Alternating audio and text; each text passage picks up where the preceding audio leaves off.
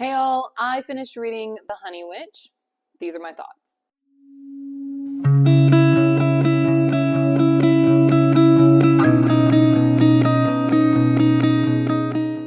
The Honey Witch is a cottagecore queer romance that's set in like alternately designed Regency times. Our story follows Marigold, who is an aristocratic young woman, but who learns that she is the next Honey Witch of her line, and so she is meant to inherit Innisfree Island from her grandmother, who is the current Honey Witch.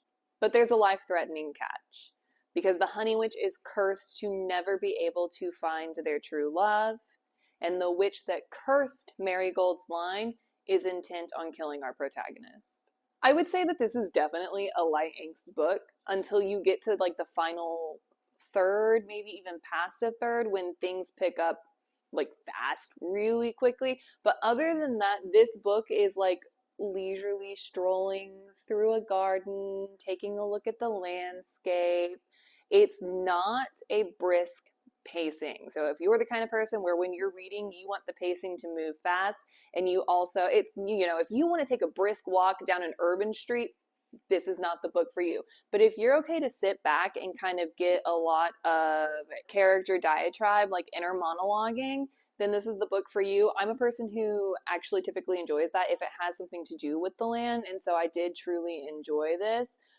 But I like a slow-paced book if I'm in the mood for it. I enjoyed the way that Shields crafted her prose in this. It's visceral and it does a really good job of like elegantly drawing you into the setting. In a novel like this one, where the protagonist's powers comes from the land, getting so much description of it and descriptions of the process of making honey and things like that, I thought was genuinely lovely. Marigold's relationship with her grandmother, Althea, and then also her relationship with the nature around her, it gripped my heart and it made me warm. And I will admit that I teared up in chapter 42. I did. I was sniffling. As I mentioned earlier, this is kind of like a different design of Regency times, at least when Marigold is in her aristocratic area. When she goes to Innisfree, we really get cottagecore, but whenever she's with her family in the city, it feels like Regency times with a twist. There is absolutely no homophobia in this book, and a very like Schitt's Creek-esque kind of society, which was unbelievably refreshing. This is a sapphic love story, and at no point did anybody bat an eye at the fact that our main couple was a lesbian couple. This being said, there are some odd expectations that just didn't quite fit with the social norms that were trying to be used within this. So with there being no homophobia, I found it odd that at the beginning, when Marigold is having to go to this ball, she's on this path to become a wife, it's automatically assumed that she will be a wife to a husband. It's not assumed that she could potentially have a woman as her partner, and so in a world where there's no homophobia, that seemed inconsistent. There are also very drastic rules against women and the way that they are allowed to like utilize their body or have control over their body, namely in tattoos. So we do get a lot of talk about women's rights in here, and it's kind of like it bops you on the head with that. And I enjoy that. I'm a reader who enjoys getting those themes in the text. The way that the theme was presented here, though, with the other lack of homophobia, it seemed odd that two women could be in a relationship and nobody would bat an eye, and they could own property, they could get married, they could do all of these different things, but if they got a tattoo, they got fined. I think they might have even gone to prison if it was known that they had a tattoo. So there were some jarring inconsistencies like that, where it seems like the societal rules didn't quite line up with what I thought was a phenomenal take of their just not being any issues with the fact that our main couple was a lesbian couple. The customs come off as lopsided. That being said, I love that there was just absolute complete acceptance presented here. There are feminist undertones here. The messages are pretty heavy-handed, so like I said, they kind of bop you on the head, but they do promote this sense of kindness and acceptance, and that adds to kind of this cottagecore thought of little angst and just being warm-hearted throughout. The supporting characters in this, like Marigold's family or her best friend August, are truly wonderful people. We definitely get some found family in this book. It is all the way up until the very end, in that little bit where we're going to have conflict because you have to have the conflict in the novel. It's a super cozy read. You have very little angst here. And living in kind of the hustle and bustle of where I live, getting the simpler life that Marigold exists in made me look around and just kind of be like, wow, I'd really like to reconsider some of the life decisions that I'm making.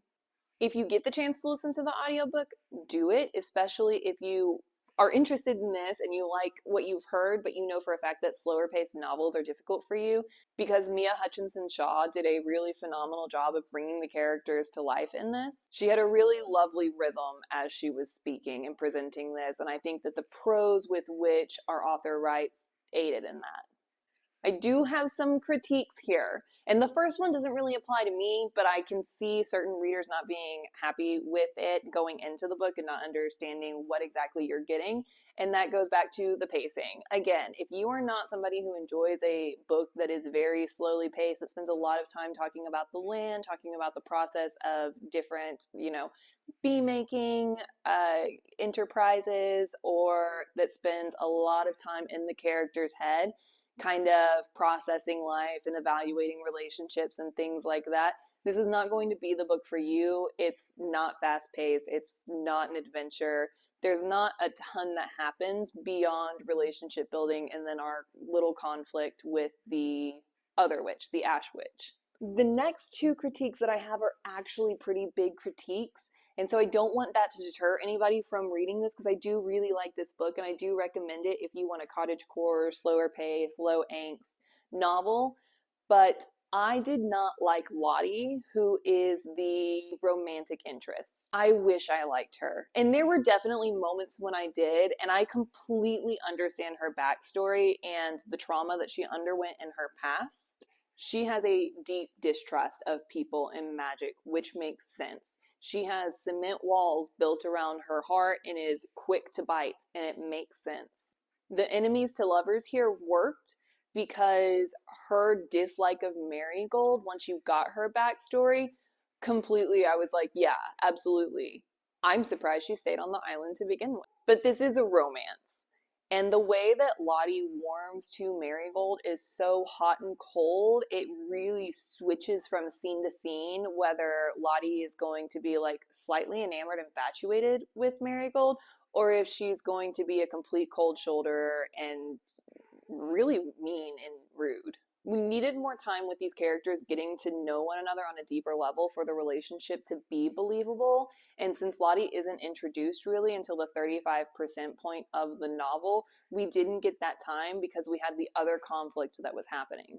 And a personal pet peeve of mine, I've got two that get used in this book, is when the idea of soulmates is used almost to kind of like force a relationship, like, oh, they're supposed to be together, they're meant to be together, therefore we're gonna bypass kind of the glitches in them building and blooming within their intimacy. The forced chemistry between them really came off more like lust than it did love. There were so many moments after Lottie had warmed to Marigold when she was still so inconsiderate of Marigold's feeling and her life, such as when the bee stung her in the apiary. And then, of course, the bee died because it stung her, and Marigold is a honey witch and has this very close relationship with the bees.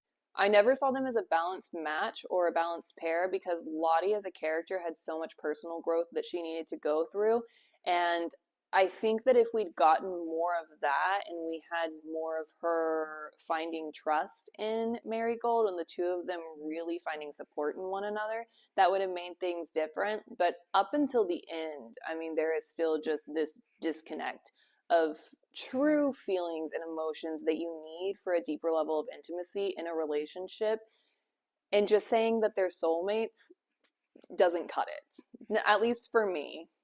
The last critique that I have is what dropped this a full star for me. It would be a star rating up if not for chapter 33. So as a reminder, the curse is that Marigold cannot have somebody fall in love with her.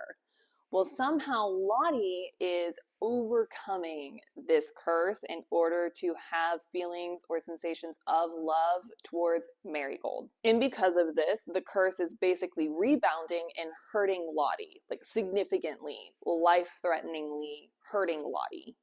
And they realize that Lottie's condition gets worse if there is some kind of intimate physical contact.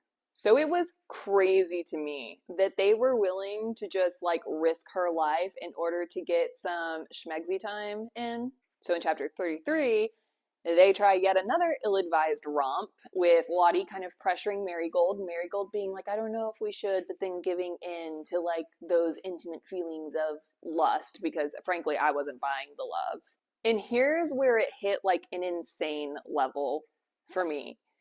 On their way back to Innisfree from Marigold's sister's wedding, they end up having to stay at an inn. Of course, there's only one bed because we're going to hit that trope. And they decide, okay, we're not going to touch one another, but we're going to have some fun time like touching ourselves in the same proximity. And maybe that will be a loophole around the curse. Mind you, they're aware of how bad this can get. So the first thing is that at the end of this little schmegsy session where they're touching themselves and like talking to one another and doing all of that, Marigold tells Lottie that she loves her for the first time. I hate that. I hate when after the first like true physical scene, characters say that they love one another because that's not love. That's lust. You've got a lot of dopamine happening right now. Like wait until you're relaxed and you're calmed down and really evaluate what's going on. And again, at this point, I'm not buying their relationship anyways. But it's okay because Lottie doesn't hear Marigold because Lottie is dead. The, like, that they had killed her.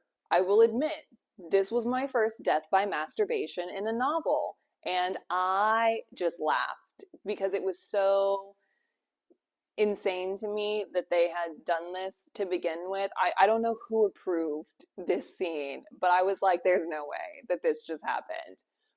But it did. And it gets crazier. Because what brings Lottie back to life is a swarm of wild bees coming in through the window to sting her.